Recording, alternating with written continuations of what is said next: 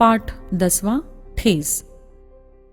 फणीश्वरनाथ रेणु हिंदी कथा साहित्य को सांगीतिक भाषा से समृद्ध कराने वाले फणीश्वरनाथ रेणु, इनका जन्म बिहार के पूर्णिया जिले में 1921 को हुआ। हिंदी साहित्य में प्रेमचंद जी के बारे में सबसे सफल कहानीकारों में से इनका नाम है। इनकी कहानियों और उपन्यासों में गांव की विशिष्टता झलकती है। वे गांव के कुछ ऐसे मुद्दे उठाते हैं जो पाठक को मर्माहत कर देते हैं। इनकी भाषा शैली में एक जादुई असर मिलता है। इनकी कृति मैला आंचल हिंदी के सर्वश्रेष्ठ उपन्यासों में से एक है। प्रस्तुत कहानी एक ग्रामीण कारीगर की है जो अपनी कला में दक्ष है। उसकी पत्नी और बच्चों का देहांत हो जाने के कारण वह बिल्कुल टूट गया है। उसकी रुचि न तो कला में रह गई है और न ही कामकाज में। अकेलापन उसे खाए जा रहा है और अब वह केवल भोजन के लिए ही काम करता है। ऐसी परिस्थिति में भी वह कलाकार कैसी अपनी कला और स्वाभिमान को बनाए रखता है, इस बात को लेखक ने बड़े ही सुंदर तरीके से दर्शाया है, जो कि हमारे हृदय में अपनी छाप छोड़ जाता है। लेखक कहते हैं कि गांव में खेती बाड़ी के समय सारे किसान सिरचन की गिनती नहीं करते और उसे बेगार समझते हैं, क्योंकि वह काफी धीमा काम करता है। उसके बारे में अब न जाने लोग क्या क्या कहते हैं, लेकिन उसे किसी की परवाह नहीं है।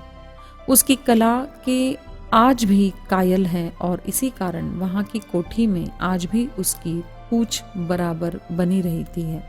एक समय था जब लोग उसकी झोपड़ी के आगे खड़े होकर उसकी खुशामद करने से कहीं नहीं थकते थे। लेखक को याद है कि उनकी माँ जब सिरचन को बुलाने के लिए भेजती थी तो लेखक उपहास करके बोलते थे कि आज क्या भोग देना पड़ेगा सिरचन को मनाकर लाने के लिए, जिस पर उनकी माँ हंसकर बात टाल देती थी। तब सिरचन का इतना महत्व था कि लोग उसकी मांगों की फिक्र नहीं करते थे। पड़ोसी गांव के पंचानन चौधरी के छोटे लड़के को एक बार सिरचन ने बेपानी कर दिया था। तुम्हारी भाभी नाखून से काट कर तरकारी परोसती है और इमली का रस डालकर कढ़ी तो हम जैसे मामूली लोगों की घरवाली बनाती है। तुम्हारी भाभी ने कहां से सीखी? ऐसी अपमानों के बाद भी लोग सिरचन को उसके काम की वजह से पूछते रहते थे। कोठी की मालकिन उसे स्वभाव को जानती थी, इसीलिए उससे चिकनी चुपड़ी बातें करके और भोजन का लालच देकर काम निकलवाने की कोशिश करती थी। सिरचन भाव खाता, लेकिन चटोरी जीभ होने की वजह से तुरंत मान जाता था। उसका काम बहुत बारीक था और उसके काम करने का तरीका भी तन्मयतापूर्ण होता था। अपने काम में बाधा उसे बिल्कुल पसंद नहीं थी। उसमें स्वाभिमान भी कूट कूट कर भरा था। वह पेट भरने के लिए तो काम कर सकता था, लेकिन अपने स्वाभिमान से समझौता करना उसे मंजूर नहीं था। किसी की तीखी बात उसे तुरंत गुस्सा दिला देती थी। भोजन में 19-20 होने पर वह काम बीच में ही छोड़कर चला जाता था। सिरचन अपने ही नहीं बल्कि पूरे क्षेत्र में एकमात्र ऐसा कारीगर था जिसे अपने काम में महारत हासिल था। मोथी घास और पटेर की रंगीन शीतल पाटी, बांस की तिलियों और झिलमिलाती चीक, सतरंगे डोर में मोढ़े, भूसी चुनी रखने के लिए मूस की रस्सी के बड़े बड़े जाले, हलवाहों के लिए ताल के सूखे पत्तों की छतरी, टोपी तथा इसी तरह के बहुत से काम थे जिन्हें उसके अलावा गांव में कोई नहीं जानता था। हालांकि अब इन कामों को गांव वाले महत्वहीन समझने लगे थे। पहले जिसके लिए पैसे दिए जाते थे, अब बस पेट भर खाना या पुराने कपड़े देकर काम चल जाता था। एक बार उसने महाजन टोले के भज्जू महाजन की बेटी से भी जवाब तलब करके उसे अपमानित कर दिया था। एक बार लेखक की सबसे छोटी बहन मानू ससुराल जा रही थी। मानू के दूल्हे ने पहले ही बड़ी भाभी को खत लिखकर चेतावनी दी थी कि मानू के साथ मिठाई की पतीली भले ना आए, लेकिन 3 जोड़ी फैशनेबल चिक और 2 पटेर की शीतल पाटियां जरूर आनी चाहिए। इसलिए माँ ने असली छाप वाली नई धोती का प्रलोभन देकर 1 सप्ताह पहले से ही सिरचन को बुलाकर काम पर तैनात करवा लिया था। सिरचन ने अपने काम में अपनी आत्मा उड़ेल दी। पान जैसी पतली छुरी से बांस की तीलियों और कमानियों को चिकनाता हुआ सिरचन अपने काम में लग गया। उसकी बिनाई देखकर ही लोग समझ गए कि इस बार एकदम नए फैशन की चीज बन रही है, जो पहले कभी नहीं बनी। इसी समय उस घर की मझली भाभी उस पर व्यंग कस देती और सिरचन के तन बदन में आग लग जाती। हाजिर जवाब सिरचन ने भी मंझली भाभी को जली कटी सुना दी, जिससे उनका मुंह लटक गया। चाची ने उन्हें ढाढ़स बंधाया। दूसरे दिन जब सिरचन एकाग्रता से काम कर रहा था तो लेखक ने देखा कि उसे खाने में केवल चिवड़ा और गुड़ का एक सूखा ढेला दिया गया था। यह बात लेखक ने अपनी माँ से कही तो उनकी माँ ने मझली बहू को बूंदियां देने को कहा। मझली बहू तो सिरचन से पहले ही गुस्सा थी, इसलिए उसने अपमान के साथ बूंदियां उसके सामने पटक दिया, जिस पर सिरचन ने 2 बातें व्यंग के कह दिए।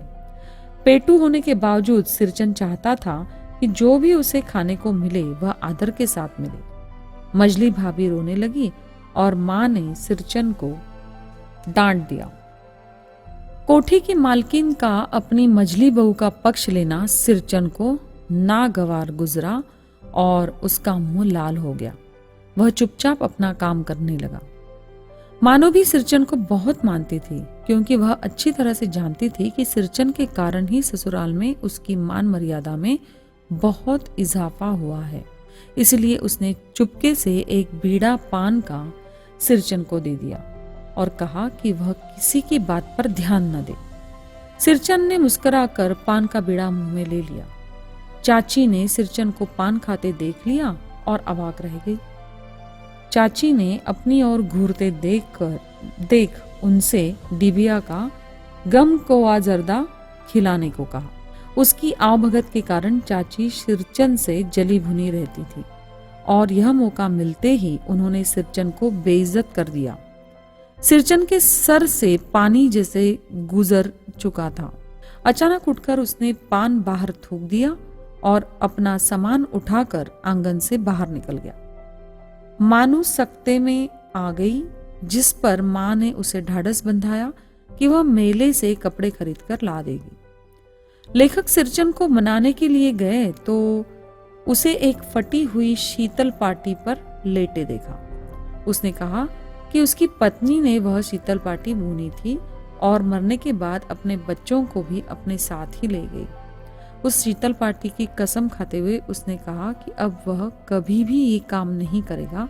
एक हवेली में ही उसकी कद्र होती थी, जो अब नहीं रही। लेखक समझ गए कि कलाकार मर्माहत हो गया है और वह चुपचाप हवेली वापस चले जाए। जब लेखक मानू को ससुराल पहुंचाने जा रहे थे तो स्टेशन पर सामान मिलाते समय देखा कि मानू बड़े जतन से अधूरी चीख को मोड़कर अपने साथ लिए जा रही है। लेखक को मन ही मन सिरचन पर गुस्सा आया। गाड़ी आने पर जब वे सामान चढ़ाकर दरवाजा बंद कर रहे थे तो देखा कि प्लेटफॉर्म पर दौड़ते हुए सिरचन आ रहा था। वह तैयार की हुई चीख लेकर आया था, जिससे देखकर मानू का गला भर आया। जब वह सिरचन को पैसे देने लगी तो उसने पैसे लेने से मना कर दिया। सिरचन ने सभी का दिल जीत लिया। लेखक ने देखा कि कपड़े पर अद्भुत कारीगरी थी, जो शायद पहले कभी नहीं दिखाई गई थी। सिरचन मानू में अपनी बिटिया की छवि देखता था और इसी कारण वह उसके लिए अपने स्वाभिमान को गिरवी रखता दिखाई देता है। फणीश्वरनाथ रेणु ने सिरचन के माध्यम से एक और जहां ग्रामीण कला के समाप्त होने वाले कारणों की ओर संकेत किया है, वहीं दूसरी ओर कलाकार के स्वभाव अभाव को भी दर्शाया है। किस तरह की जिंदगी एक कलाकार जीता है, उसका वर्णन इस कहानी में मिल जाता है। वह अपना स्वाभिमान कभी नहीं बेचता, अपनी आजादी कभी गिरवी नहीं रखता, सिर्फ अपने उसूलों पर चलता है और उतना ही समझौता करता है जितना जरूरी है। प्रेम में वह अपना सब कुछ न्यौछावर कर देता है।